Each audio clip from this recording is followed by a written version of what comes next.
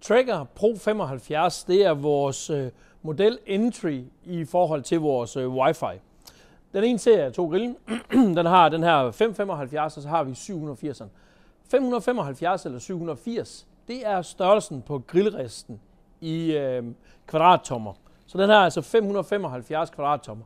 Og hvis man sådan kigger på størrelsen af grillarealet i forhold til for eksempel over på en gasgrill, så får man faktisk et stort grillareal i en grill som den her.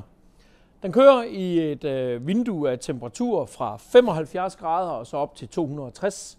Og ned på 75 grader, eller når vi er så langt nede i temperatur som muligt, jo mere røg kommer der på grillen.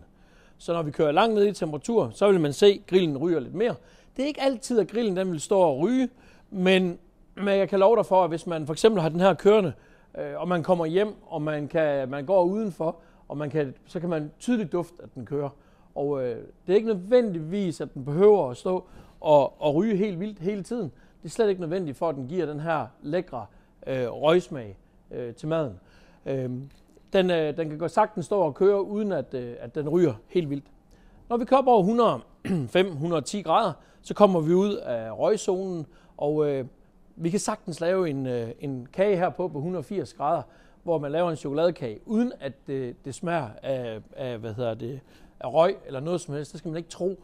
Det er ikke nogen røgovn som sådan. Det er en grill. Hvis man for eksempel vil prøve at teste sådan noget her af, jamen så hvis man laver en kylling på den her spatchcock kylling, skærer lige rygsøjlen af den og lægger den ud på resten, og laver den med 160 grader, man vil opleve, at skinnet det bliver lidt mere sejt, men kødet det får en fantastisk konsistent og en fantastisk smag. Og det er sådan noget, man skal prøve.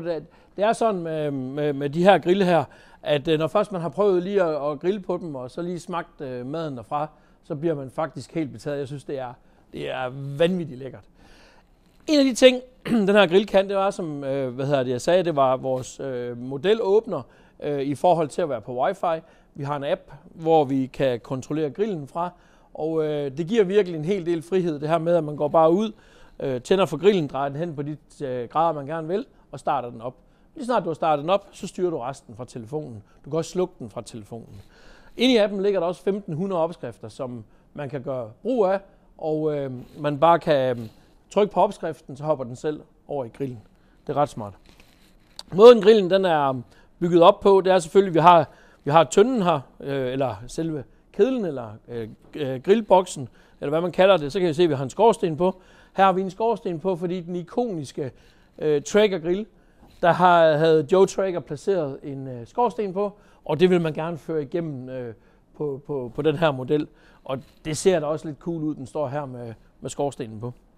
Når vi kigger ind i grillen, så kan man se, at her har vi temperaturføleren herovre i den ene side, og vi har pilletanken forresten herude på siden, og jeg lige sige, at der sidder en pilletank, og så ligger der en snegl hernede i bunden, det vil jeg lige vise jer om et øjeblik, hvor den kører pillerne ind, og der ligger et brandkammer inde i midten.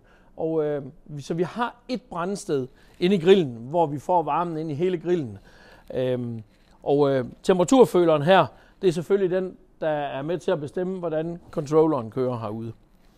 Når vi kigger ind i grillen, så kan I se, at vi har 2 riste på 2 etager. Og den øverste rist kalder vi for en varmehylde. Her kan vi lægge brød op, vi kan bage kartofler på den. Man kan faktisk også godt lægge en steg heroppe, og så lægge en foliebakke ind under, og så opsamle fedtet, der falder ned. Hvis vi kigger lidt længere ned i grillen, der har vi brænderkop her, hvor der sidder en igniter nede i bunden. Og der sidder en snegl, der kører pillerne ind i brænderkoppen. Når så at der kommer ild herinde, så skubber den varmen op på det her varmeskjold. Varmeskjoldet bliver varmt, plus den skubber varmen ud til siden. Så har vi vores drypbakke her. Og drypbakken her kan kun ligge på en måde, og det er vigtigt, at den ligger rigtigt. Her vil fedt og saft så dryppe ned på, når jeg lægger min rist på. Så vil det løbe ned i randen hernede, og så sidder der en spand her på ydersiden, hvor fedtet løber ned i. Her kan man, når man køber den, så følger der en liner med, og dem kan man også genkøbe ved sin Traeger-forhandler.